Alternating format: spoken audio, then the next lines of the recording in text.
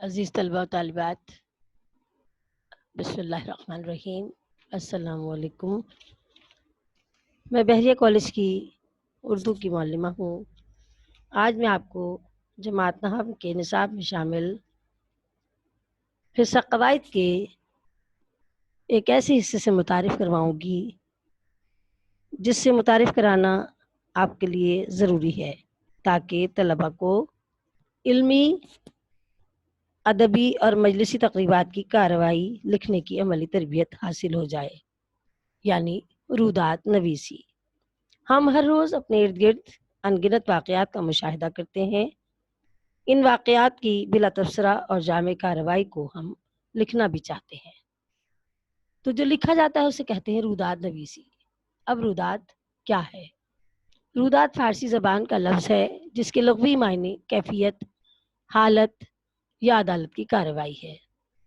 ادبی اصطلاح میں رودات سے مراد ایسی تحریر جس میں کسی جلسے، واقعے، تقریب یا انجمن کی کارروائی کو منوعاً بیان کیا جائے اور یہ خیال رکھا جائے کہ یہ کس طرح منعقد ہو رہا ہے۔ رودات لکھنے کے اصول و ضوابط ہیں، یعنی رودات لکھتے وقت کچھ امور کا خیال رکھنا بہت ضروری ہوتا ہے۔ یعنی سب سے پہلے یہ یاد رکھیے کہ اگر یہ کسی خاص واقعے یا شخص کی یاد میں ہے تو اس کا تعارف چند سطور میں ضرور کروایا جائے۔ پھر رودات میں تاریخ، وقت، مقام اور حاضرین کی تعداد کا ذکر کیا جائے اور یہ بھی بتایا جائے کہ اجلاس میں مہمان خصوصی کون تھا اور صدارت کس نے دی۔ مقام جہاں وہ جلسہ منعقد ہو رہا ہے تو اس مقام کی آرائش و زیبائش اور کیفیت کا بھی ذکر کیا جائے۔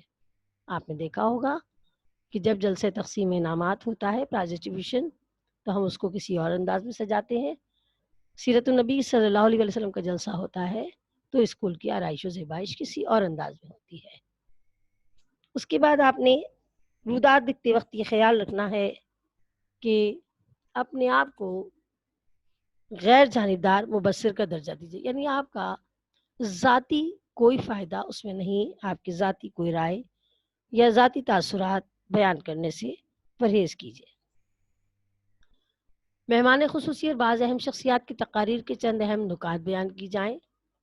رودات ہمیشہ پیراگراف کی صورت میں لکھی جاتی ہے۔ سادہ، شگفتہ انداز بیان رودات کو زیادہ خوبصورت بنا دیتا ہے، لیکن یاد رکھیے کہ تحریر آسان ہو، سادہ ہو اور عام فہم ہو۔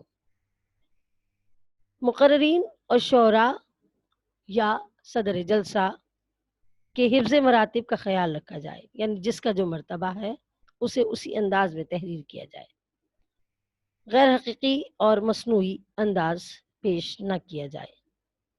رودات میں سچی اور حقیقی باتیں بیان کرنی چاہیے۔ تقریب کے دوران بسا اوقات ناخوشگوار واقعات بھی ظہور پذیر ہو جاتے ہیں۔ رودات لکھتے وقت اس کی سنگینی کو اس طرح کم کر دیجیے کہ پڑھنے والے کو ذرا بھی برا نہ لگے۔ اجلاس کے اختتام پر اگر لذت کام و دہن یعنی کھانے پینے کا اہتمام ہو تو اس کا ذکر بھی کر دیا جائے۔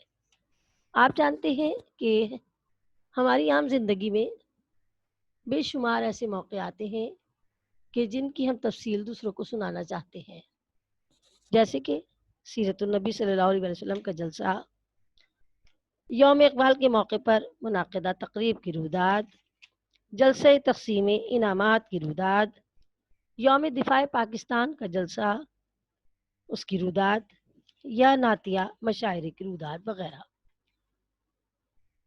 چونکہ سوال آتا ہے اس لیے میں نے اسی انداز میں پیش کیا۔ یہ دیکھیے پہلے کہ جلسہ سیرت النبی صلی اللہ علیہ وسلم منعقد ہونا ہے تو کون کرا رہا ہے، دن کیا ہوگا، تاریخ کیا ہوگی، وقت کیا ہوگا، ہم نے پہلے ہی کہہ دیا تھا۔ ان سب باتوں کا خیال رکھنا ہے۔ اس کے بعد جس مقام پر ہو رہا ہے وہاں کی آرائش و زیبائش کس انداز میں، آپ سب جانتے ہیں کہ حضور اکرم صلی اللہ علیہ وسلم سے عقیدت ہماری زندگی ہے۔ ہمیں تو یوں معلوم ہوتا ہے کہ ہر جگہ ہر طرف روشنی آپ کی ذات ہے، کہکشاں اے نبی آپ کی، خاتم الانبیاء سید المرسلین، دو جہانوں پہ ہے سروری آپ کی۔